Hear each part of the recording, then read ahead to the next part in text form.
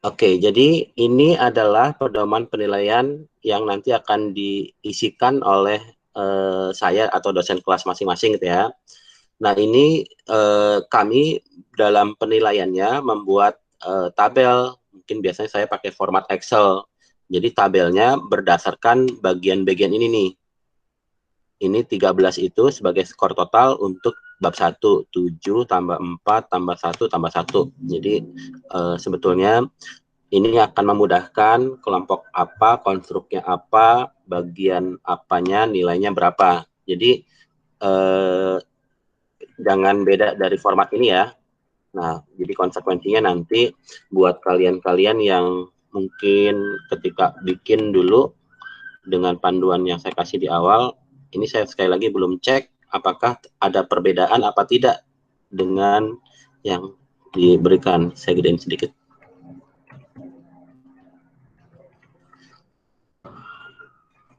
Sedikit yang mungkin akan berbeda di bagian bab 4 kali ya. Ini cek apa nih ya? Mungkin 4 kali ya, bukan C ya. 1, 2, 3, 4. Atau ini C. Oh ya, ini C, sorry. Ininya kurang begini nih.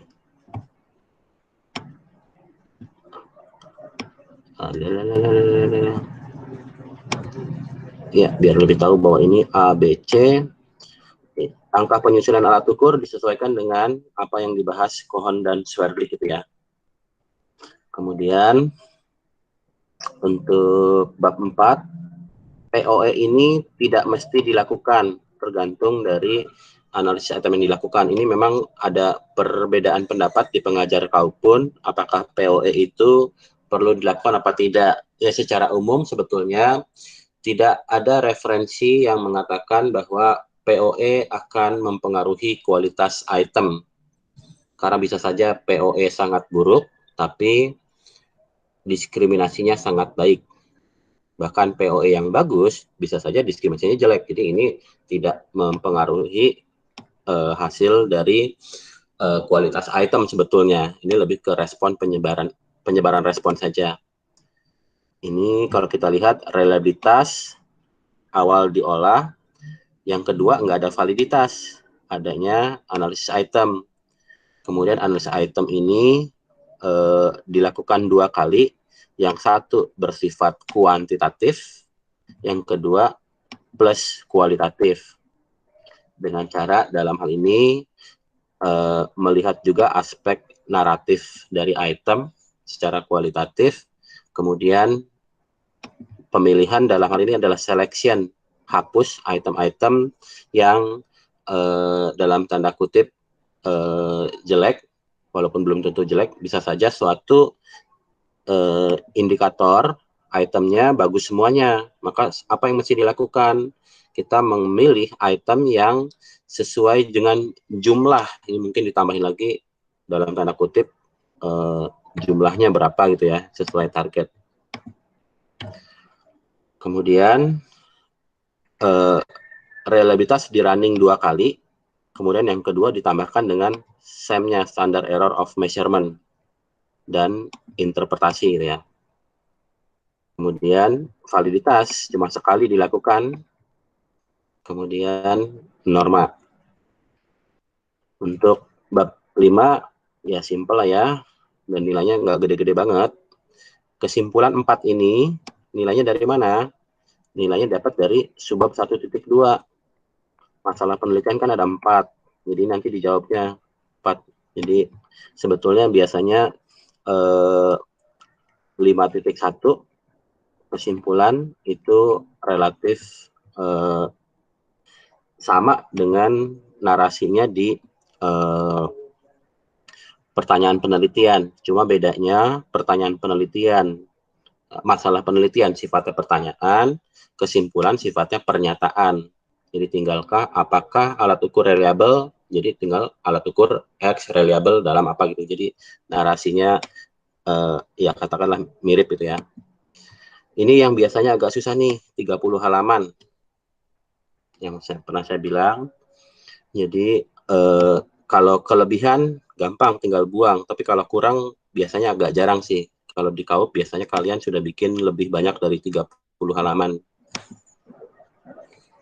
Jadi kalau misalkan dalam hal ini susah, terutama yang panjang tuh tabel analisis item integratif, buatnya dalam lampiran aja. Jadi nanti si analisis item integratif yang ini sifatnya hanya rekapitulasinya saja yang ada di bab 4. Itu pengumuman pertama, ada komentar dulu? Enggak ada. Pengumuman kedua, saya melakukan kesalahan. Handphone saya kecelup air. Jadi tapi kejadiannya udah lama. Tapi konsekuensinya adalah bagi kalian-kalian yang mengirimkan penilaian peer ratingnya via WhatsApp, hilang karena saya downloadnya ditaruhnya di handphone. Jadi nggak ketarik. Jadi ketika saya tarik datanya lagi, backup itunya hilang si peer rating dari kalian. Tapi ininya ada mungkin yang pernah japri sama saya, japriannya ada tapi filenya nggak ada. Jadi solusinya apa? Untuk peer rating berikutnya, contoh pakai ini ya, file academic adjustment itu. Yang sudah saya insert ke laptop, saya pakai Dropbox, itu yang penilaian pertama. Tapi totalnya kan ada 4 nih. Ada dari mulai, jadi yang 4 ada 5, yang 4 terakhir ini boleh dikatakan hilang. Jadi saya akan kirim lagi ke kalian ngisi yang 4 terakhir ini dari teori konstruk sampai analisis data. Tapi biar lebih memudahkan saya dan tidak kejadian lagi, mungkin saya nggak tahu, handphonenya kadang-kadang masih suka error sih, dalam pengertian mungkin masih ada sisa airnya di dalam. Jadi saya udah coba keringkan, tapi kadang-kadang suka hang gitu. Jadi biar aman kirimnya ke email ya. Jadi saya kirimkan ini ke WhatsApp group, nanti kalian kirim lagi ke saya by email. Itu sorry untuk yang ini, karena ini kesalahan saya, saya down save-nya di laptop, di WhatsApp, tapi tidak di save ke laptop untuk yang pertama. Oke ya, ini saya kirim 8 kelompok. Ya, jadi balik lagi, hari ini kita ngapain? Kalian yang request, saya menunya adalah interpretasi hasil perhitungan data.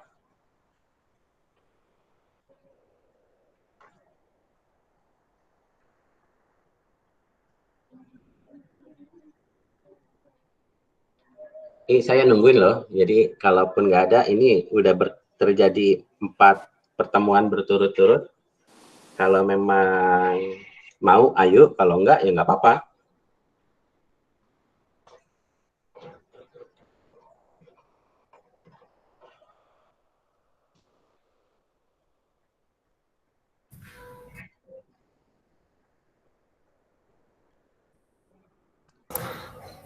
Mas, yang boleh dicek interpretasi dari awal, dari mulai pengujian reliabilitas. Ya, kelompok Ekhan mau? Gimana teman-teman? Kalau nggak ada, ya siapapun lah, soalnya pengennya itu yang belum sih, jadi biar kebagian semuanya. Tapi kalau nggak ada ya sayang juga waktunya. Jadi prinsip saya ya, ngolah data itu gampang banget. Apalagi mungkin saya kalau dibandingkan dengan pengajar KAUP lain mungkin lebih supporting ya dalam pengolahan data. Tapi pengolahan data tuh karena buat saya gampang banget, karena teknikal. Ya mungkin bercandaannya orang-orang tuh sambil merem juga asup biasa gitu. Karena kerjaannya ngolah data gitu. Tapi yang dipentingkan dalam perkuliahan ini sebetulnya adalah konseptual. Kalian bisa untuk menginterpretasikan analisis data yang dilakukan. Itu yang lebih mahal nilainya. Terlebih kalau situasinya beda-beda. Saya coba terapkan dengan kelompok yang disampaikan beda-beda, karena jadi biar kegambar nih kalau gimana maka apa gitu. Dan dengan adanya variasi hasil, harapannya juga ada penjelasan yang lebih banyak dari situ, if condition. Jadi sebetulnya banyak sih aspek-aspek pengukuran yang selama ini saya mungkin dari background S2 psikometri saya yang mungkin tidak didapatkan di KAUP atau di kuliah psikometri. Terus ya possibilities-nya apa saja gitu yang mungkin dari data, misalkan yang kenapa POE itu kami terutama saya sama Bu Ils itu tidak menyarankan untuk digunakan, karena memang beneran POE itu belum tentu, tidak bisa, bukan belum tentu menunjukkan bahwa kualitas itemnya baik. Mungkin kalau memang mau dicobakan, kita mungkin simulasi aja kali ya untuk menghitung POE. Gampang kok POE-nya, ngitungnya juga cepat, tapi nanti kita secara banyak perspektif kita cari contoh, POE-nya bagus, ternyata diskriminasinya jelek. POE-nya jelek, tapi diskriminasinya bagus. POE-nya bagus, diskriminasinya bagus. Apa kapan itu terjadi gitu ya? Ya, silakan kelompok Han berdiskusi, mau di review penulisannya apa enggak.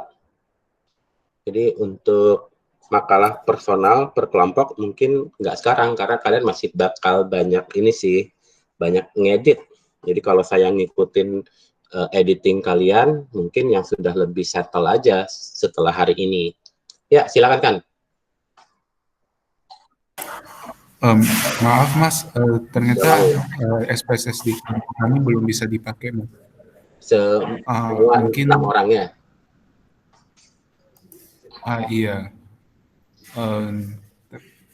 Yang bisa cuma Excel doang Mas. Perlu kan ya SPSS? Perlu Atau apa kasih enggak? Enggak sih, laporan aja. Jadi yang Word-nya aja. Kalau memang nanti dirasakan perlu, mungkin nanti saya coba cari cara penjelasannya tanpa pengolahan data gitu ya. Oh gitu ya, laporan Word aja Ya, ya Mas. laporan Word, betul. Oh laporannya belum.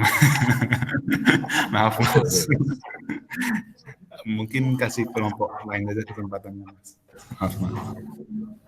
Ya, jadi betulan ya bahwa saya mungkin memang saya sengaja settingnya lebih cepat dengan harapan waktunya perkuliahan minggu depan ya.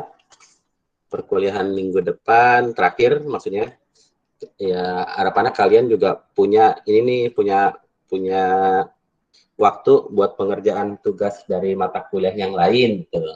Untuk KAUP yang tadi saya bilang gampang nih ngolah data, verbalisasi mungkin yang butuh waktu agak lama ngata-ngatainnya gitu. Ya dengan hal tersebut maka inilah yang saya lakukan. Apakah bisa saya simpulkan kalian sudah terbayang apa yang dilakukan, cuma masalah kalian adalah kapan ngerjainnya gitu ya, waktunya ya. Gitu kan, gimana kan?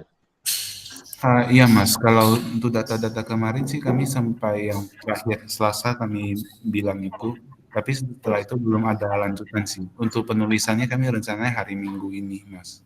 Oke. Hmm.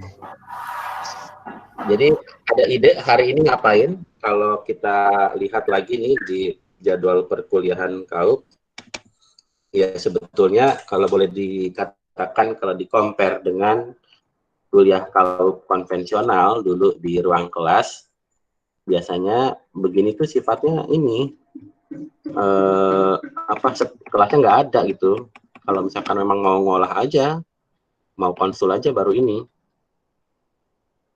Jadi hari ini tanggalnya adalah masih ini nih sebetulnya nih. Nah, sama aja kan tuh. Minggu ini, minggu depan pun. Jadi kalau sifatnya konsultasi, mungkin saya sifatnya pasif, tapi saya pengen yang aktif itu. Gimana? Mau nggak ada apa-apa hari ini? Free aja, karena polanya biasanya gitu.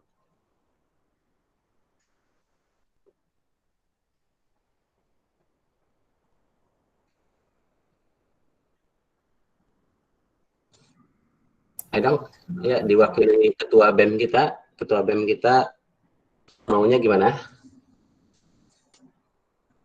Aduh, Mas Asup. Habis aku juga bingung nih karena apa namanya nggak pengen gabut gitu akunya gitu. Kalau dianggap gabutnya nggak masalah buat kalian ya udah aku balik tidur balik tidur. Mungkin boleh Mas dari tiap perwakilan disampaikan aja maunya kayak gimana. Kalau dari kelompok saya sih apa namanya, kita memang masih tahap buat analisis dan lain-lain gitu. Jadi kayaknya belum bisa untuk bantu share screen dan lain-lain gitu. Oke, academic resilience. Work motivation, Mas. Iya, sekarang academic resilience. Yap. Apa yang diinginkan hari ini? Kerja kelompok aja gitu ya? Sama Mas, mungkin kita juga belum selesai interpretasinya Mas, jadi belum bisa sharing. Belum selesai. Ada yang sudah dikerjakan? Belum Mas, kemarin. Oke. Kalau di ya. Oke, tadi karir maturity Han udah bilang ya. Karir adaptability bagus, kemarin kayaknya belum selesai untuk norming ya. Oke. Selesai. Health seeking attitude. Ingin dilihatin. Kan udah interpretasi step 9 tuh. Ini juga termasuk yang belum ya. HSA. Kayla, Anissa. Enggak, saya nggak, kalau nggak ada juga nggak apa-apa juga. Saya mungkin apa namanya, apakah saya terlalu supporting? Jadi saya punya ini nih, self perception, terlalu mensupport kalian dalam mengolah data. Jadi kalian mungkin kurang memiliki pengalaman sendiri, concrete experience dengan ngolahin hasilnya gitu sendiri. Tapi ya mungkin prinsip saya ngolah gampang, interpretasi yang mungkin butuh waktu. Jadi harapannya ngolahnya udah, tinggal ngitungnya udah, tinggal interpretasinya. Oke ya, saya mungkin anggap kelompok semuanya tadi social support udah mulai ngobrol dari jam 9 kurang 10. Hardiness, gimana Hardiness? Sama Mas, untuk penulisan di laporannya belum. Belum, oke. Academic adjustment tadi Imam udah bilang multidimensi ya Mam ya. Oke Mam, kalau gitu kita bahas yang multidimensi Mam. Kita nggak tahu, saya juga lupa nih, yang lain ada nggak yang multidimensi. Oke Mam, buka referensinya tab Becker and Sirik Mam. Oke, bentar ya. Mau ditampilin Mas maksudnya? Referensi Becker and Siriknya aja, bagaimana Becker and Sirik itu melakukan pengukuran terhadap academic adjustment. Jadi concernnya multidimensional. Oke, jadi dalam hal ini, saya ini dulu ya, sekilas sedikit dulu ya. Yang sering digunakan, jadi kalau dimensi gitu ya, dimensi mungkin kalau dalam perspektif geometri, katakanlah kalau panjang kali lebar kali tinggi, misalkan 3 dimensi gitu ya. Nah, jadi 3 dimensi ini, bayangkan kalian melihat apa benda 3 dimensi. Bendanya katakanlah mobil gitu ya. Nah, ketika kalian melihat dari sisi panjang, mungkin dari pinggir gitu ya, jadi kalian bisa melihat mobil itu dari bagian depan sampai bagian belakang. Benda yang dilihat tetap mobil, gitu kan, secara keseluruhan. Cuma sudut pandangnya dari sisi panjangnya. Kalau kalian melihat dari sisi depan, mungkin yang dilihat adalah lebar dari mobilnya. Kemudian bisa juga melihat dari aspek tingginya. Kalau tingginya mungkin dilihat dari mana tuh ya? Mungkin dari atas kali atau apalah. Jadi maksudnya sisi pandangnya yang berbeda-beda gitu ya. Nah, itu disebut mungkin sebagai dimensi paling mungkin tuh dalam pengertian, karena Becker and Sirik nyebutnya aspek ya, Mam ya? Ya, Mas. Ya, jadi dalam hal ini istilah lainnya yang lebih banyak, mungkin kalau lebih banyak itu dalam pengertian di dalam referensi adalah faktor biasanya.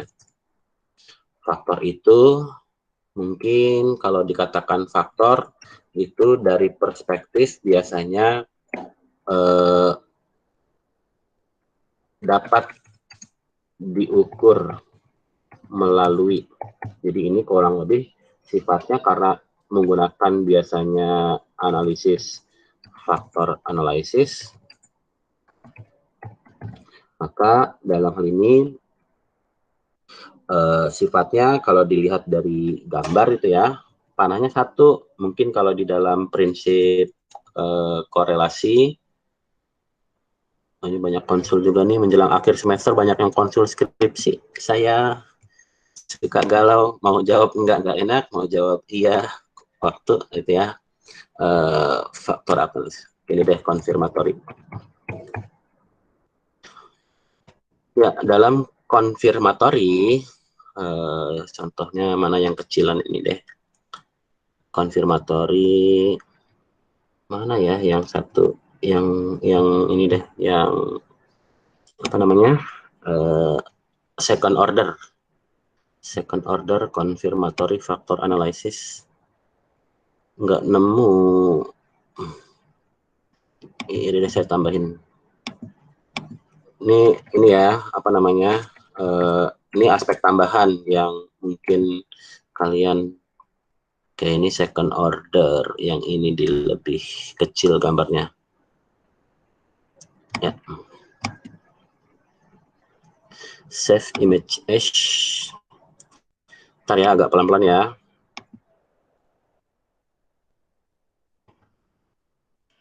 Kok nggak mau? Saya pengen save image, copy image as.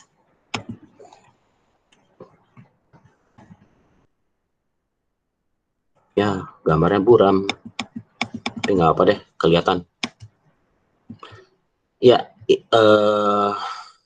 ya ini yang kotak ini istilahnya adalah observe. Observe itu artinya yang terukur dari alat ukur. Ini ada 4 dimensi. Dimensi ini yang elips-elips. Yang elips-elips ini namanya laten. Laten itu tidak bisa diukur secara langsung. Jadi kalau dilihat dari panahnya, ujung panahnya satu nih. Ini namanya, katakanlah kalau ini namanya disamakan dengan academic adjustment, ini academic adjustment, ini aspek-aspeknya nih. Ya, katakanlah jumlahnya berapa lah ya. Ini adalah item-item di setiap aspeknya. Atau nama lainnya tadi, dimensi. Nah, jadi permasalahannya adalah apa nih yang mesti dilakukan untuk melakukan pengujian psikometri dari alat ukur yang multidimensi. Nah, kalau dilihat dalam multidimensi pun itu ada juga yang dalam tanda kutip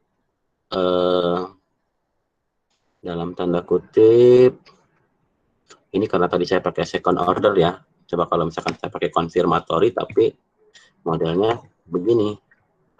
Bedakan dengan yang ini nih. Ini pakai software Amos nih.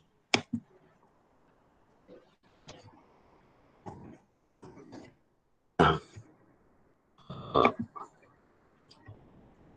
ya mudah-mudahan kelihatan ya. Ini nggak ada skor totalnya nih, Mam. Jadi maksudnya nggak ada skor totalnya. Ya analoginya mungkin yang paling terkenal Big Five personality hanya punya skor per dimensi tanpa skor total. Tapi skor dimensinya ada. Jadi dalam hal ini, yang ini ada skor dimensinya, dan ada skor totalnya. Nah, pertanyaannya di dalam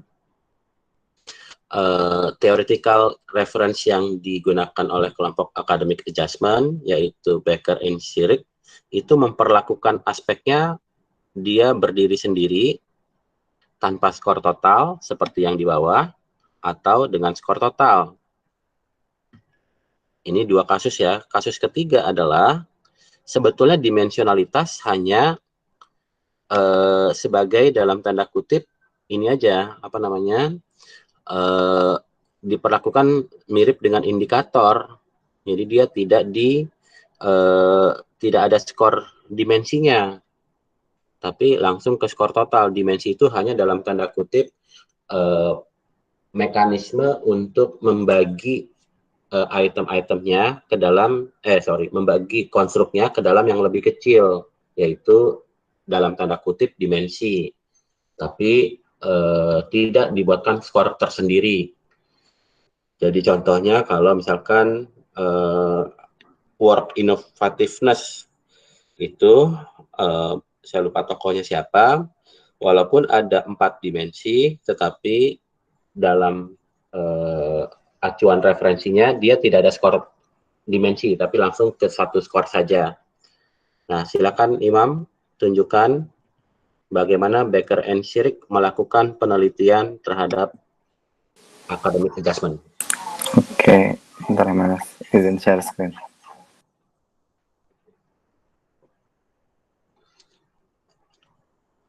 Kemarin juga ada yang tanya, Faba konstruknya sama dengan Imam, tapi lebih luas, dia pakainya college adjustment.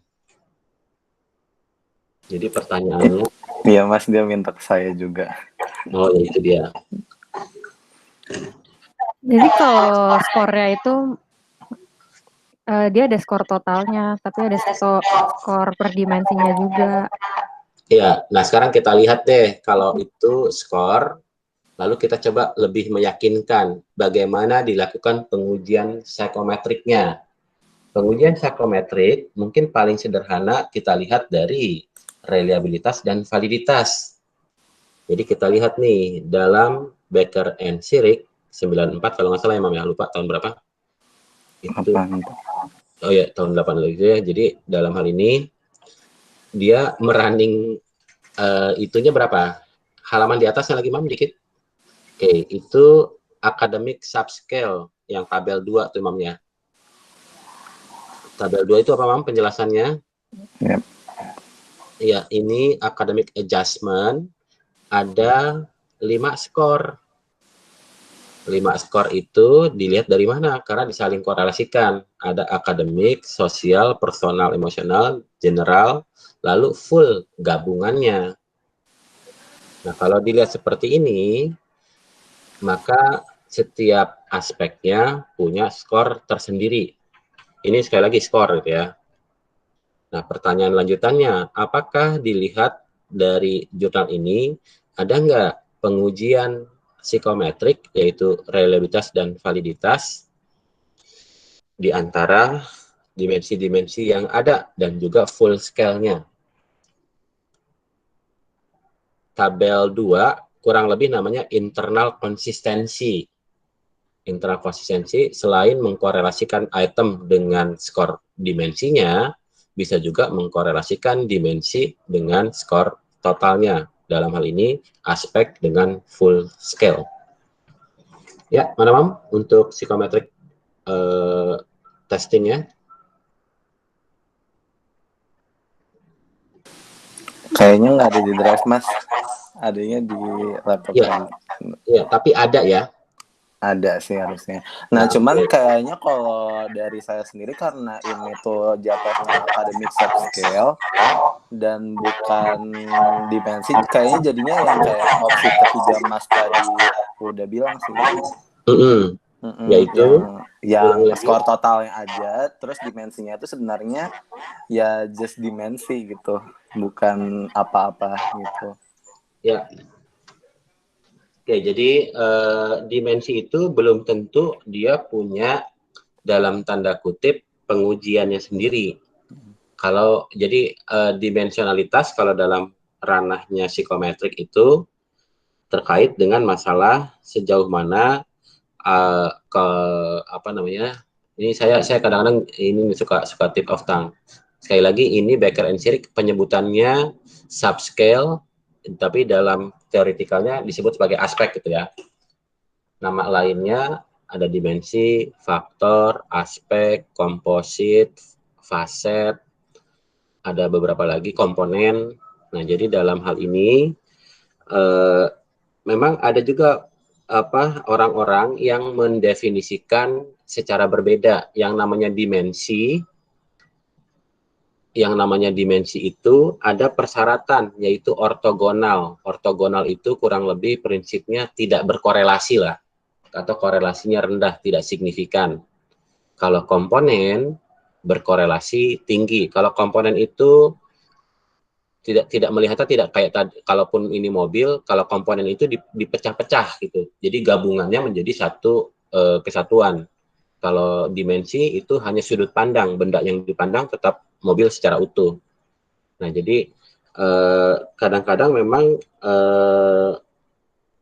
definisi yang dipakai oleh pembuat teoris ini itu tidak, ya beda-beda. Ada yang bilang ini aspek tapi punya skor tersendiri. Ada juga yang bilang aspek itu enggak bisa dipisahkan. Maksudnya yang dilihat hanya dari skor total. Jadi pertanyaan saya di sini dalam reliability itu di kanan atas itu dilihat dari ada full itu 0,94 untuk 3 of the 6 administration itu penjelasannya apa, Mam? Itu kayaknya dia 3 kali running gitu deh. Boleh tahu 3 running itu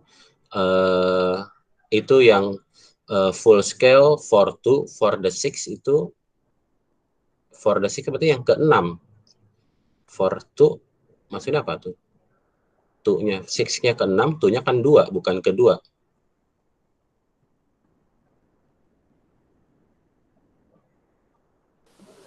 Kayaknya sih Mas yang ini deh. Nih, kan ada 2, ada sampai 1 sampai 6. Ininya Mam, ini korelasinya Mam antara between adjustment measures. Jadi kalau dilihat di sini adjustment measure-nya dalam hal ini itu yang kiri tuh ada 5, akademik, sosial, personal, general, full scale. Kemudian yang namanya korelasi kan kok and relation. Nah, dikorelasikan dengan apa tuh? First semester testing tuh apa, Mam? Nilai apa, Mam? GPA. Enggak, Mam, itu pengujian validitas, Mam. Maksudnya pengujian validitasnya dalam hal ini dilihatnya per aspek, Mam, pengujian validitasnya.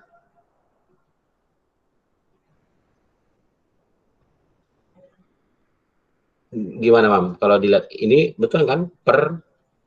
Jadi kalau kita melihat scoring itu ya dalam hal ini kalau dilihat skornya tadi ada per dimensi karena tadi setiap subscale dikorelasikan. Nah, yang dikorelasikan kan skor dengan skor subscale. Jadi secara scoring ada 5 skor tuh, Mam. Nah, sekarang tabel 4 ini adalah pengujian tadi tabel 3 kali, Mam. Tabel 3 itu validitas, tabel 4 ini ya tabel ini kan korelasi tadi yang GPA mana, Mam? Korelasi antara subscale dengan GPA-nya. GPA IPK lah ya. Jadi maksud saya dalam hal ini IPK itu menjadi evidence pengujian validitasnya tabel 5. Jadi kalau dilihat ini pengujian validitas setiap subscale dan full scale-nya dianalisis. Ada pengujian reliabilitasnya, Mam? Tadi yang apa ada 3 ya. For the 6 ke-6, yang for 2 saya nggak ngerti 2-nya apa tuh. Apakah 2 itu test retest. Kemudian yang for 3 itu apa tuh? 3 of the 6 administration. Ya, saya nggak banyak ini ya, nggak banyak baca untuk yang detail per ini nih analisisnya. Ya, kira-kira apakah yang akan dilakukan kelompok academic adjustment untuk pertanyaan reliabilitasnya menjadi ada 5 pertanyaan. Gimana, Malika, teman-teman, Abim, Ruth, Georgie, Ruth Teh? Maksudnya gimana? Pertanyaan, coba Mam, makalahnya Mam, laporan. Coba 1.2.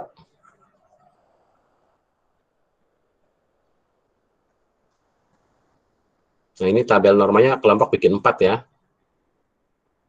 Nah iya Mas, yang bikin bingung juga sebenarnya itu juga. Ya, oke. Nah, ini juga, ini nih kalau dilihat tadi Imam ujung atasnya bolong banyak tuh. Ya, pertanyaan 1.2-nya. Sekarang Imam bikinnya untuk reliabilitas cuma 1 pertanyaannya. Ya, pertanyaan penelitian Mam di bawah.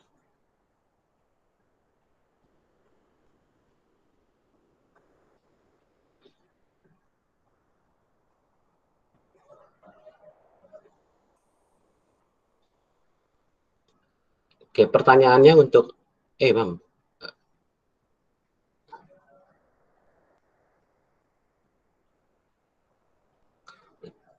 Ya, pertanyaan untuk yang reliabilitas, kelompok cuma buat 1 pertanyaan, yaitu full scale-nya gitu ya.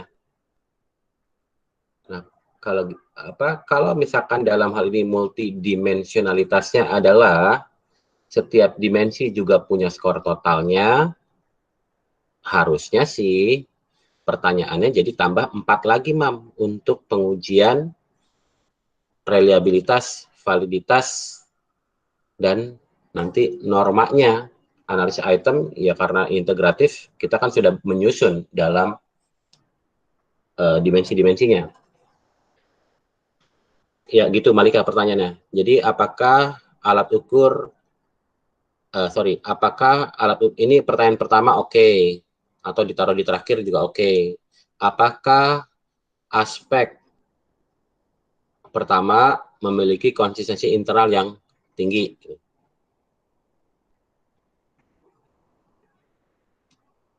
Anggap ini komentar saya. Iya Mas, jadi kalau misalnya emang kita pengen analisis per skalanya lagi itu berpengaruh sama masalah penelitiannya lagi. Ya, sebetulnya diksinya bukan pengen, bukan ingin, tapi referensi acuannya melakukan pengukurannya itu digunakan per dimensinya atau hanya skor totalnya. Kalau terlihat tadi Becker Insirik itu melakukan pengujiannya per subscale-nya dan full scale-nya. Iya, tapi berarti ini Mas, kan kita pakai subscale-nya dari yang total itu kan. Jadi kita pakai akademiknya doang. Nah, di akademiknya doang itu nggak dianalisis lagi per subskalanya gitu. Oh, oke. Saya salah konsepsi, sorry. Mam, balik lagi Mam ke yang tadi Mam. Ke subscale-nya Mam. Saya salah konsepsi, sorry. Ya, Becker Insirik lagi Mam, yang tabel 2 Mam.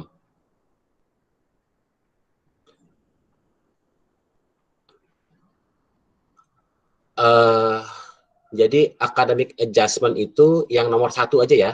Iya. Ya oke, ya saya salah. Saya nangkep saya konsepsi saya adalah academic adjustment ada 4 aspek yang ini nih. Ternyata bukan ya. Ya oke saya salah. Ya ralat. Jadi ini adalah full dari college adjustment ya. Iya. Ya oke. Ya sementara kelompok hanya mengukur academic adjustment yang nomor 1 aja. Ya kalau itu cuma 1. Betul. Karena kelompok tidak mengukur sosial, tidak mengukur personal, dan tidak mengukur general subscale-nya.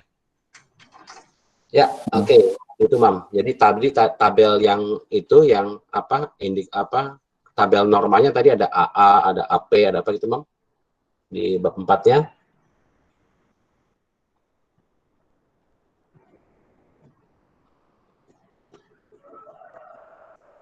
Nah, itu ini kan ya, MA, AA, PA, LA itu adalah dalam hal ini aspek-aspeknya, Mam ya. Iya, Mas. Nah, oke. Jadi kalau dalam hal ini tidak ada keterangan terkait dengan masalah di dalam aspek college, di dalam aspek academic adjustment itu, maka dibuatkan cuma satu saja. Berarti totalnya aja ya, Mas? Totalnya aja. Jadi dalam hal ini tabel 44 itu hanya yang 356. 0,356. Siap. Ya. Tapi ini pun bisa juga sih kalau ini sekedar kalian pengen tahu aja, tapi tidak untuk keperluan KAUP. Jadi kalau boleh dibilang mungkin kalau kalian mengerjakannya satu orang ngerjain mungkin satu dimensi, gue bikin yang keempat tuh, yang ketiga 481 itu IPA, bikinan gue paling valid karena paling tinggi korelasinya dengan IPK gitu ya. Mungkin jadi, tapi ini sekali lagi bukan konteksnya KAUP gitu ya. Ya, jadi skor totalnya pakai Stein 9. Oke. Kemudian kalau dilihat ini konsekuensinya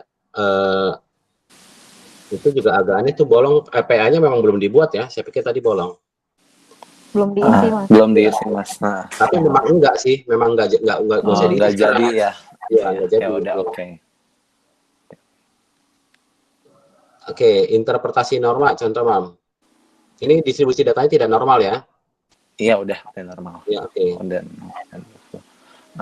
Sebenarnya interpretasinya belum dimasukin, Mas, cuman kemarin baru ngomong-ngomong aja sih, kayak yang tadi saya bilang di awal, kayak kita masih bingung berarti kalau si orang ini skornya segini, itu tuh per dimensinya juga perlu diikutin nggak? Tapi tadi sih sebenarnya kita pakai partisipan ke 40 sama 60. Iya. Oke, kalau sekilas saya lihat masih ada salah nih, Mam, tabel normanya, Mam. Item yang dipertahankan ada berapa, Mam? Item yang dipertahankan ada 35. 35, tapi skor paling rendah itu 85, Mam. Di stand pertama.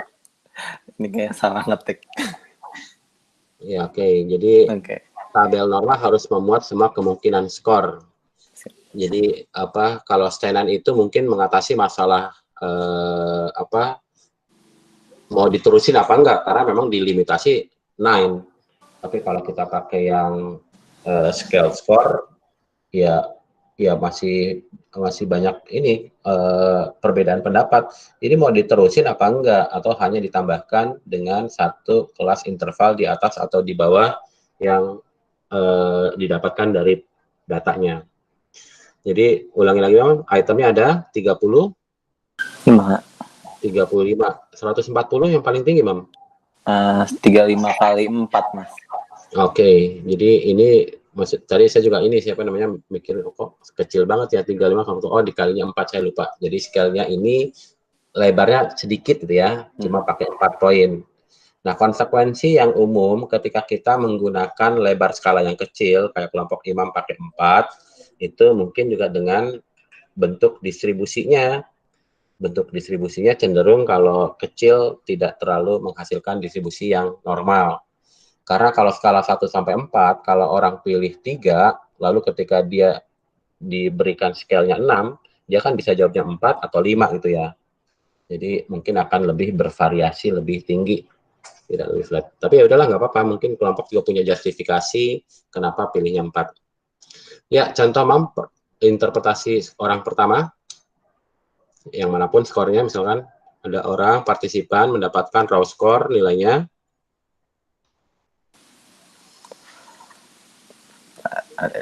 di SEM. Ini, Mas. Jadi kalau kita ambil dari partisipan ke-40 sama 60. Kan kalau ke-40 ini dia 110 ya. Raw score-nya. Oke, kalau pakai stenine tidak ada overlapping sebetulnya, Mam. Karena kita tidak ini tadi Imam bilangnya SAM itu untuk interpretasi norma atau bukan? Reliabilitas, Mas. Jadi kita makainya sama aja gitu. Partisipan Ya, 40 dan kalau, 60 untuk interpretasi. Ya. Oke, kalau yang interpretasi normanya? Kalau kan karena tadi itu dia 110, belum sih sebenarnya belum ada. Cuman kita kalau makainya 110 bakal berarti sama. ada di stenine kelima gitu ya? Di stenine kelima berarti dia di atas gitu. Di atas? Di atas 100. Mainnya itu 100 berapa gitu, Mas? Enggak, mainnya dari norma yang dipakai, kan norma yang dipakai adalah stenine. Kalau orang dapat skor 110, stenine-nya 5. Berarti dia ada di rata-rata, Mam. Oh, iya. Oke, kalau dibaca di bukunya Anastasi Urbina, stenine itu average-nya 5. Average score-nya. Kemudian standar deviasinya approximately 2. Mendekati 2. Jadi dalam hal ini sebetulnya memang yang susah ketika kita pakai stenine itu interpretasinya. Jadi kalau misalkan ada dapat orang skornya 130, stenine-nya 7, interpretasinya apa? Jadi yang diinterpretasi itu nilai stenine-nya, Mam, jangan balik lagi ke skornya. Jadi kalau ke skornya tadi misalkan memang pakai 110, berarti dia ada di stenine 5 yang berada di rata-rata gitu, Mas. Nah itu dia, coba kalau apa namanya searching, Mam, googling, Mam, buka browser how to interpret stenine.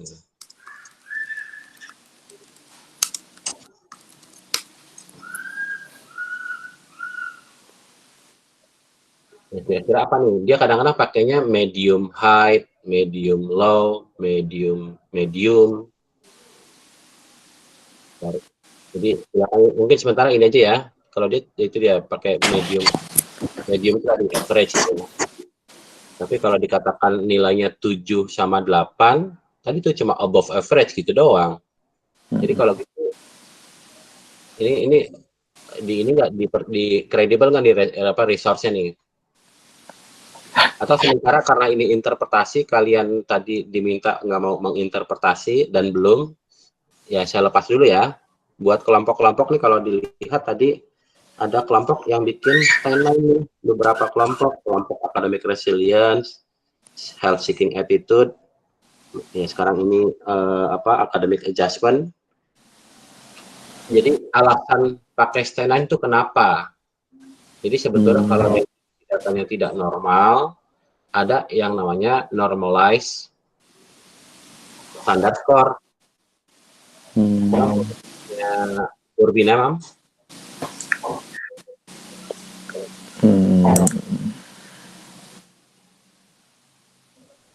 Kalau nggak ada, saya kirim ke WhatsApp.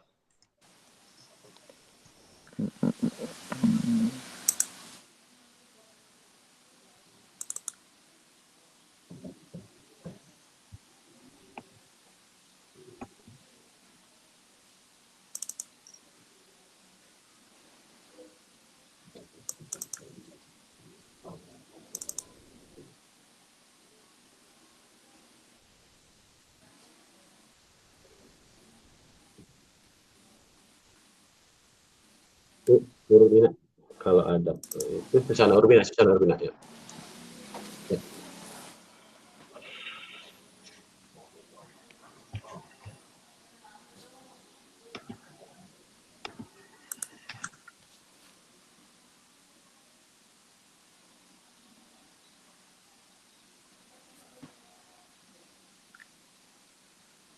Halaman 109.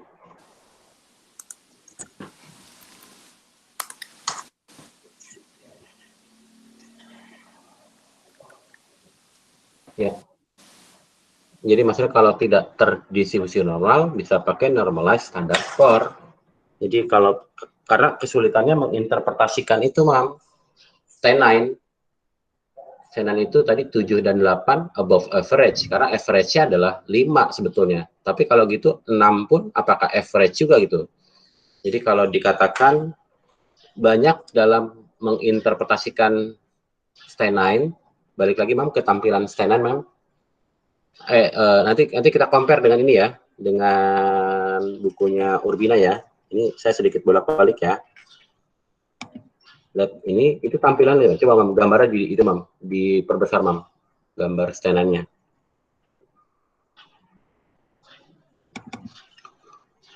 Dia tadinya 9, tapi tetap dibaginya 3 lagi.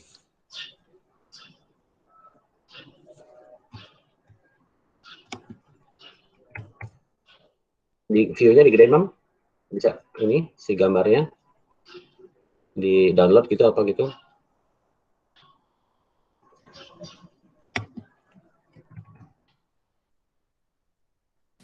Memang agak ngelag. Pokoknya prinsipnya adalah tadinya 9, 1, 2, 3 sebagai below average, 4, 5, 6 sebagai average.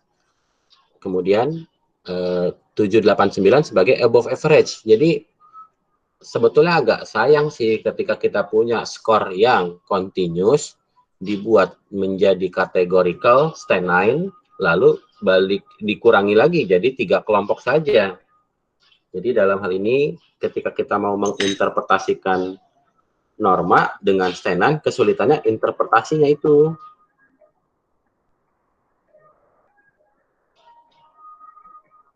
Jadi mungkin dengan hal tersebut kebanyakan orang menggunakan yang normalized standar skor di halaman 109-nya Urbina.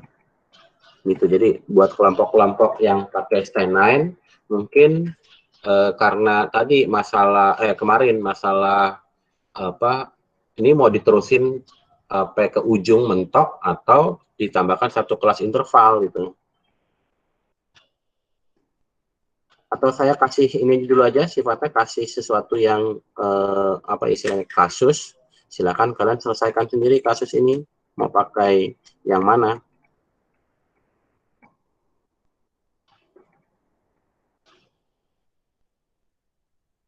Gitu kali.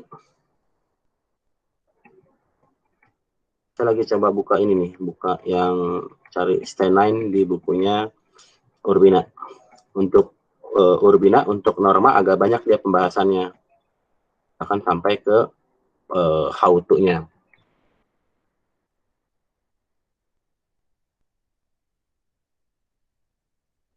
Ya, dari saya mungkin udah posisinya. Kalau ada komentar, pertanyaan, silahkan.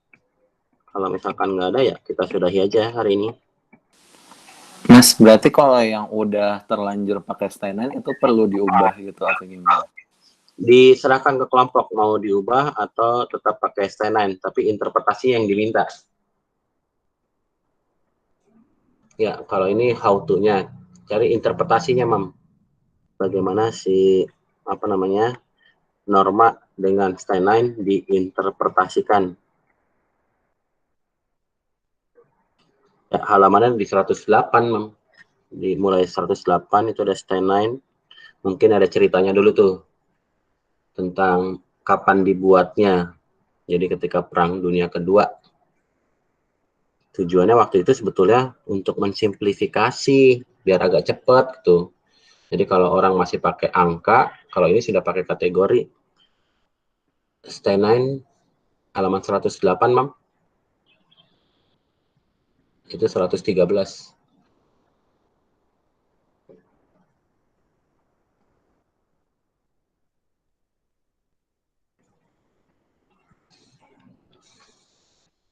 Ya, kita lihat di sini nih, ada Mam. Steinheim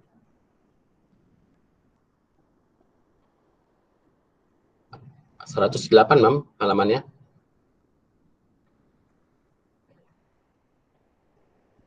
(108)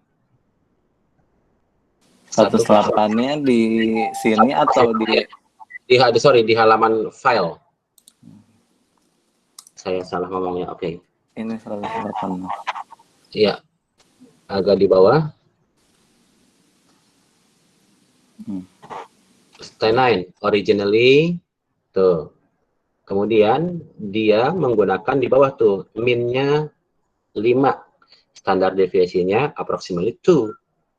Jadi sebetulnya pendekatannya awalnya lebih ke continuous, dia pakai ada standar deviasinya pula. Tetapi mungkin kalau dilihat lagi di sejarah, di referensi yang lain, dalam perang ini dulu itu untuk merekrut, Mam. Jadi untuk orang-orang pada aspek tertentu dia nilai stenannya itu rendah, dia jadi prajurit yang perang garis depan. Untuk yang stenannya tinggi, dia di kantoran sebagai konseptor gitu. Jadi dulunya prosesnya untuk proses di tentara, di perang. Jadi lebih dalam hal ini, coba di paling bawah, Mam, kalimat paling bawah, even though, ya terjemahkan, Mam. Kurang presisi, Mas. Nah, itu dia masalahnya. Jadi sejauh mana presisi yang ingin didapatkan oleh kita sebagai pembuat alat ukur ingin didapatkan dari alat ukur yang kita buat. Itu kelemahannya. Tapi kemarin itu sebetulnya saya menyampaikan Stay 9 untuk sebagai triggering. Ini kalau kan yang kemarin bagus simulasikan itu ujung bawahnya itu masih panjang gitu ya. Masih sampai minus 26 kalau diteruskan sampai skor paling kecil. Emang begitu? Nah, enggak juga. Nah, maksud saya kemarin pakai masukin Stay 9 dengan tujuan masalah ini bisa diselesaikan di Stay 9. Karena Stay 9 itu dibatasi oleh 1 sampai 9. Jadi ternyata banyak kelompok mengadop itu langsung gitu ya. Jadi saya merasanya ya ini kelemahan Stay 9 itu ini. Presisinya jelek.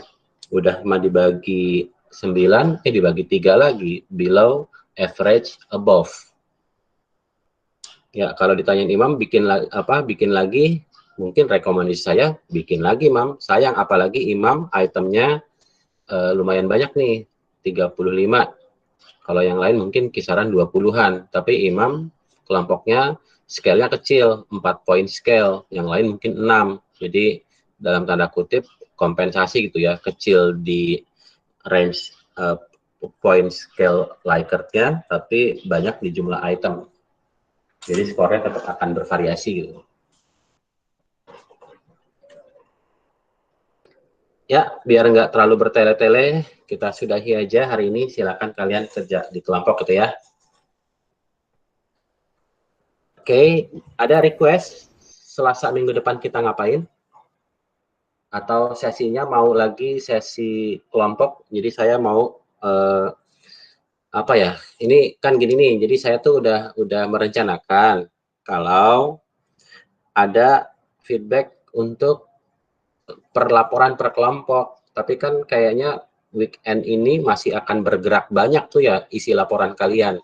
Jadi apakah datanya mau ditarik saya itu hari ini, jadi feedbacknya based on hari ini untuk dibahas Selasa, atau mau weekend ini saya tariknya. Tapi mungkin dengan konsekuensi saya nggak bisa banyak-banyak karena saya butuh waktu juga untuk baca feedback. Feedbacknya mungkin kalau nggak simple gitu ya. Simple tuh dalam pengertian saya nggak kasih feedback dalam tertulis, tapi saya pakai kode warna kuning untuk dicek lagi, merah saya yakin salah, jadi hanya kode-kode itu aja. Karena waktu saya makin mepet untuk ke Selasa gitu. Gimana? Silakan feel free untuk menyampaikan pendapat. Kalau saya tarik datanya laporan kalian per hari ini, perubahan yang akan terjadi dalam sampai weekend ini bakal banyak banget kan ya? Itu. Kalau saya lebih prefer weekend sih, masalah kan ini kita juga mau bikin baru normanya. Ya, tapi konsekuensinya feedbacknya jadi nggak terlalu banyak ya, karena saya atau minggu depan supaya lebih bisa banyak, kita kembali ke kelompok Selasa, kelompok Kamis. Jadi kalau sekarang kan sifatnya general, itu buat semuanya, buat ngolah data gitu ya. Tapi kalau misalkan kebagi 2 mungkin, jadi Selasa depan adalah pertemuan terakhir untuk kelompok Selasa, Kamis depan adalah kelompok lain untuk kelompok Kamis, gitu? Ada ide lain? Usul lain? Saya setuju juga, Mas. Oke. Ya, selamat bekerja di dalam kelompok. Bye-bye. Mas Arso, mau tanya belum. dulu enggak? Ya, oke, silakan. Jadi kelompok organisasi itu kami pakai scanning karena Ya. kondisinya kayak kelompok bagus. Jadi skor yang nggak ada, jadi skor kami itu rata-rata tinggi semua. Jadi kami skor terendahnya itu 18 Mas, tapi di data kami yang paling rendah 65. Jadi yang 64 ke bawah minus semua yang pakai berbagai dan SD. Terus jadinya kalau pakai Steinman, apakah udah benar ya Mas? Ya, itu tadi kalau misalkan tidak pakai Steinline, lalu terjadi namanya ceiling effect. Ada yang boleh share screen biar ini sebetulnya saya juga bisa share screen sih, tapi pengennya dari kalian ya share screen. Ya, Rafa boleh share screen? Share screen apa Mas? Buka bukunya Cohen Swerdlik. Oke, bentar Mas. Ini konteksnya belok dikit ya, belok dikit dalam konteks optimum performance test. Saya lupa ini udah dibahas atau belum, tapi saya coba relate. Ini kalau norma maupun analisis item, sambil buka Rafa ya. Norma maupun analisis item, karena banyak aspek kuantitatifnya, maka banyak relativitas. Analisis item pakai yang mana yang diutamakan ya? Norma pakai yang mana ya? Kalau apa gimana ya?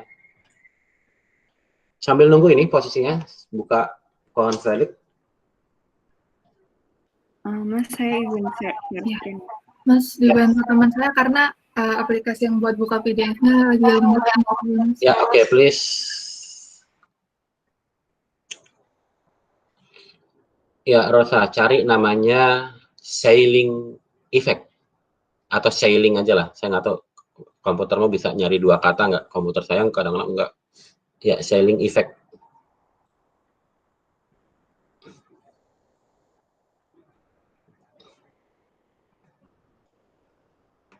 Kalau di Google Search pakai tanda petik bisa, tapi kalau ini kayaknya enggak deh. Kalau Adobe Reader ataupun ya tanda petiknya dihilangkan.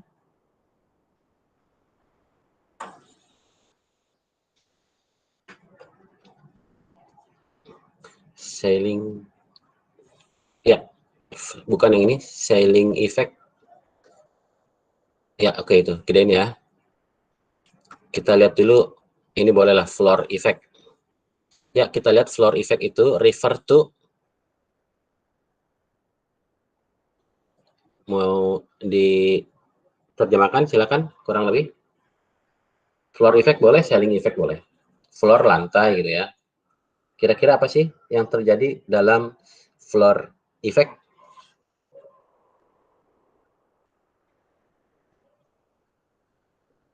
Jadi floor effect itu kita konteksnya dalam matematikal dulu ya, lebih mudah mungkin menganalogikannya. Kalau ada tes matematika, aritmatika, geometri, apalah itu, kalau floor effect artinya ada orang atau banyak orang dapat skornya 0. Pertanyaannya adalah apakah kemampuan matematikanya 0? Apa, Rafa, Rosa? Kira-kira begitu nggak? Jawabannya adalah tidak. Karena soal-soal yang ada di dalam tes terlalu sukar. Sehingga nilainya 0, floor effect. Kalaupun kita buat soal yang lebih mudah lagi dari soal yang ada, mungkin dia masih bisa menjawab benar. Gitu. Jadi nggak nyentuh 0. Jadi dalam hal ini, memang ini kasusnya berlakunya individual sih, tidak terhadap keseluruhan test takernya. Ya, kita lihat lagi bawahnya, ceiling effect. Ceiling effect kurang lebih dalam hal ini, test taker at height n. Nah, ini yang terjadi di kalian nih. Ya, Rosa, apa konstruknya alat ukur kamu, kalian? Hardiness, Mas. Hardiness. Jadi partisipan kalian hardiness-nya tinggi-tinggi. Apakah memang dalam hal ini hardiness-nya tinggi atau difficulty dalam tanda kutipnya rendah? Sehingga soalnya gampang-gampang, soal matematikanya, jadi banyak orang dapatnya skornya sempurna gitu. Jadi masalahnya kalau kita dalam perspektif optimum performance test, sebetulnya kita pengen lihat optimumnya berapa. Kalau ada sejumlah orang nilainya sailing semuanya, nilainya 100 semuanya, sebetulnya mungkin aja masih ada perbedaan kemampuan matematikanya. Sehingga kalau dikasih soal yang lebih sukar lagi, mungkin ada yang bisa jawab, ada yang nggak bisa jawab. Tapi jangan juga sekali lagi bisa semuanya dijawab dengan benar. Jadi harus ada soal yang sangat-sangat sukar sehingga tidak satu orang pun menjawab dengan sempurna. Jadi sehingga tidak terjadi sailing effect. Nah, yang terjadi ketika sailing effect dalam tanda kutip sailing effect-nya sekali lagi konteksnya bukan konteks individual ya. Di sini kan test taker-nya ini bisa satu atau sejumlah orang yang menyentuh height end of the apapun itu ya, ability trait. Jadi bisa saja mungkin di dalam sarannya atau diskusi di dalam bab 5-nya kelompok menuliskan jadi bukan soalnya yang bukan soalnya yang mudah, tapi karakteristik partisipannya yang tinggi, kuat. Oh, berarti diskusi kita jelasin kenapa kita pakai staining, terus interpretasinya kira-kira kenapa kok sampai sailing effect. Bukan. Kalau staining itu justru mengatasi sailing effect sama floor effect. Iya. Tapi kalau misalkan dalam hal ini pakai yang namanya scale score, kan kalau scale score-nya kondisi yang terjadi sailing effect, maka contohnya sailing effect tuh kelompoknya bagus tuh, kelompoknya career adaptability. Ke atas cuma naik kan dari original data, scale score-nya kemarin cuma 16 ya, paling tinggi ya. Gus, ingetin saya Gus. Paling tinggi 16. Ketika skor yang nggak ada di transformasikan, skor paling tingginya scale score-nya 18 ya. Gitu ya Gus ya. Kelompoknya career adaptability. Oke, gitu aja lah ya. Kemudian ketika dengan original data dikonversi menjadi min 10, kemarin simulasi dari 40 item ya, karena memang belum dieliminasi. Dari 40 item, skor paling rendah berdasarkan konversi normalized standard score didapatkan scale skornya, saya lupa 4 kalau nggak salah. Tapi banyak skor di bawah belum terakomodir tuh. Jadi kalau kemarin kita teruskan dengan warna kuning, warna biru, karena sailing effect, maka yang bawah tuh masih panjang banget tuh sampai ke skor paling rendah. Sehingga yang jadi pertanyaan, ini memang soalnya terlalu mudah dalam tanda kutip karena ini optimum typical performance test, atau karakteristik partisipan yang tinggi. Jadi sebetulnya kelompok salah ambil normatif sampel. Nah, untuk yang hardiness, boleh tahu partisipannya itu populasi tujuan alat ukurnya siapa? Mahasiswa baru, Mas. Tapi emang yang ngisi mostly anak UI. Ya. Nah, itu ya kira-kira ada nggak kaitan ke UI-annya dengan hardiness-nya? Jadi artinya kelompok dalam tanda kutip salah untuk menentukan, bukan salah sih, mungkin kalau sekarang ya makanya kalau di KAUP ini dilematisnya gitu, kegiatan saya lupa, mungkin kemarin saya ngomongnya di kuliah psikometrika kali ya, 2018. Jadi proses yang paling mahal di dalam pembuatan alat ukur adalah norming. Karena kita masih mengadministrasikan tes kita kepada partisipan yang karakteristiknya representatif terhadap populasi tujuan alat ukur. Jadi kalau untuk mahasiswa bukan hanya ada di UI. Kalaupun misalkan dalam hal ini konstruk yang kita ukur, hardiness, tidak berkaitan dengan karakteristik perguruan tingginya apa, maka mungkin nggak masalah, hanya diambil di UI-nya saja.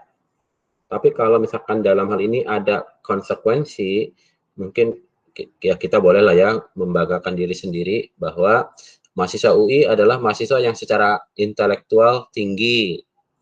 Mereka adalah orang-orang terpilih.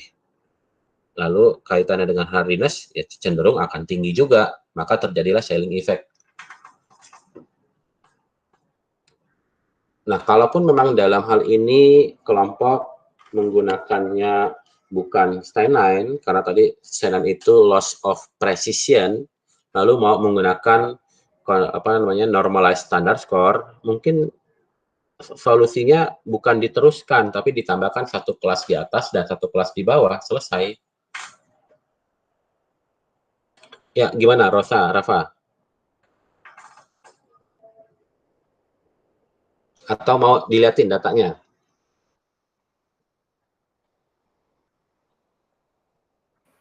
Data atau skor yang dieliminasi.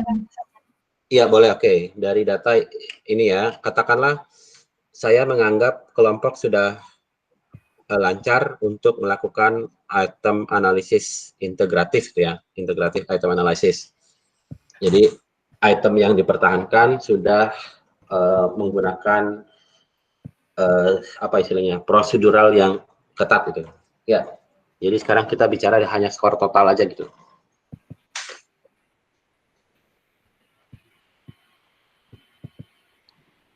Ya, boleh tayang.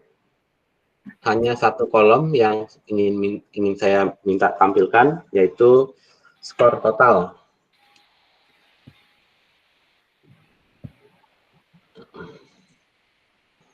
Ya, skor totalnya kolom AC ya. Sorry. Yang mana sih? Ya, oke, kolom AC ya. Ini dari item yang dipertahankan ya. Iya, Mas. Oke. Coba di apa namanya? Di kolom AD1 atau AD2 boleh, AD1 sel AD1 sama dengan max kurung buka di blok itunya. Saya nggak tahu AC3 sampai AC berapa sih?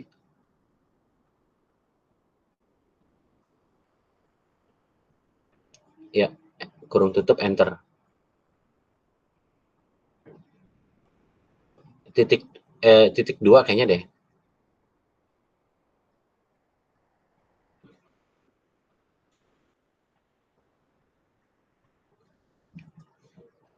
Nggak pakai spasi. AC3 nggak pakai spasi.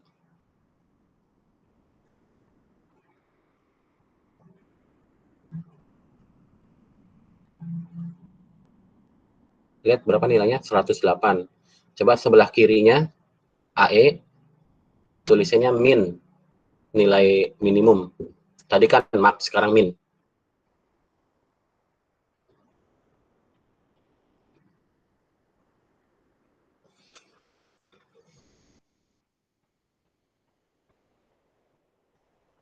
Ya, nilai paling rendah dari item-item yang dipertahankan 62, paling tinggi 108. Oke, itemnya ada berapa yang dipertahankan? 18, Mas. 18, skalanya 1 sampai 6. Ya, jadi kalau 18 kali 6 sama dengan 108, Mas. mentok. Nah, oke. Ini yang saya bilang nih, checking konsistensi. Apakah ada item unfavorable? Ada. Benar? Coba kalau kita lihat nih, partisipan berapa yang jawab, yang scoringnya 6 semuanya. Jadi, ya maksud saya, ini kan kalau 6 semuanya, mungkin aja Tapi rasanya ya kita juga patut mencurigai nih. Jadi ada saya nggak tahu, minimal satu orang ya 108 itu baris sekian dengan kalian sudah sampai ini belum? Sampai sejauh ini belum? Mencek yang nilai 108 itu betulan 108 atau memang dia respon patternnya ujung-ujung polar-polar. Ya kalau memang iya nggak apa-apa juga.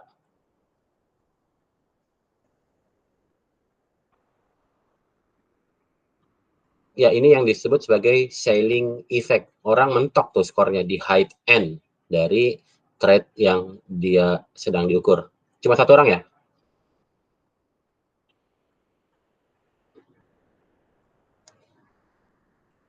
Ada 106, 103. Ya oke sih, jadi ya kendalanya gitu ya. Kalau soal terlalu mudah atau trade partisipan kita terlalu tinggi, maka mungkin terjadi namanya sailing effect. Solusinya apa? Sebetulnya nggak masalah. Jadi kalau sailing effect, kalau kita bikin pakai norma dengan yang standar skor, maka posisinya yang orang paling tinggi ini akan paling tinggi. Pertanyaan berikutnya adalah, ini yang ujung bawah, tadi skor paling rendah 62, sementara skor yang paling rendah yang mungkin dari alat ukur adalah 18 ketika jawab satu semuanya. Tabel norma harus memuat semua kemungkinan skor. Jadi dari skor 18 sampai 61 itu scale skornya berapa? Ya paling simple ditaruh di satu kelas di bawah 62. Jangan diterusin, kalau diterusin panjang banget ini ya. Ya, silakan komentar atau pertanyaan terkait hal ini nih. Sailing effect.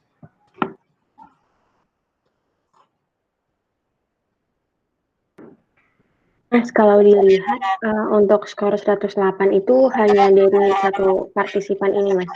Ya, oke. Ya, tadi saya sudah juga lihat ya, 103, 100, 102 gitu ya. 108 cuma ada satu. Nah, balik lagi nih, kalau yang kemarin saya coba simulasikan di awal.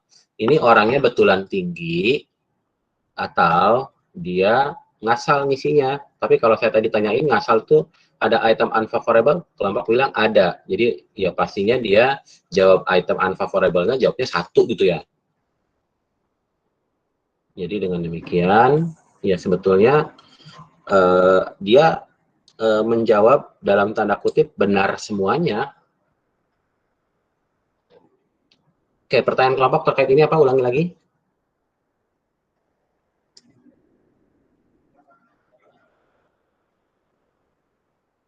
Apa terkait hal ini kelompok? Tadi cuma mau memastikan itu semua apakah sudah benar. Ya kalau misalkan apa namanya, kalau dilihat scoringnya dia full score, sailing effect terjadi, ya kalian yang lebih tahu ini orang betulan serius apa enggak. Ya mungkin kenapa kalau bisa itemnya dibuat ada unfavorable, jadi biar kita tahu nih dia serius apa enggak ngisinya. Kalau semuanya favorable atau semuanya unfavorable, biasanya orang udah ini banyak gitu repetisi dia di kanan, ya walaupun mungkin sulit dipastikan, terjadi respon set, respon pattern, dia membuat pola tertentu yang berdasarkan pola-pola sebelumnya. Jadi kalau orang dengan karakteristik tinggi, ya cenderung akan di setiap indikator akan tinggi-tinggi juga. Nah inilah yang terjadi gitu. Verifikasinya gimana? Susah. Kalau misalkan pengisiannya online, kalau pengisiannya offline, mungkin kita bisa lihat nih, ketika dia ngisi dia gimana gitu. Atau memang karena karakteristiknya orang ini hardiness-nya tinggi. Ya kemungkinan-kemungkinan itu sekali lagi klarifikasi verifikasinya susah untuk dilakukan.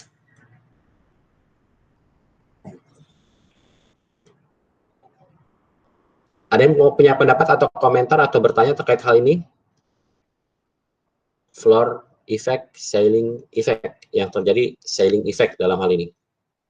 Apakah karena UI-nya? Nggak tahu.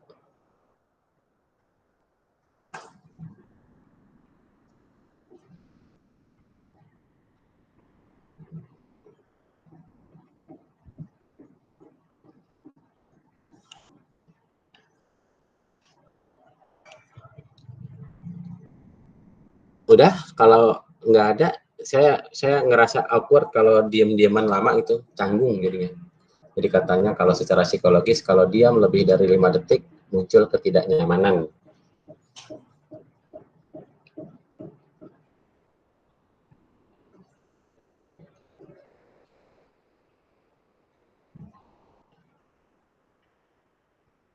Ya, oke ya, supaya masing-masing nyaman, kita sudahi hari ini. Jadi datanya akan saya tarik hari apa enaknya? Minggu siang boleh ya? Biar saya minggu sorenya ada yang saya baca. Kemudian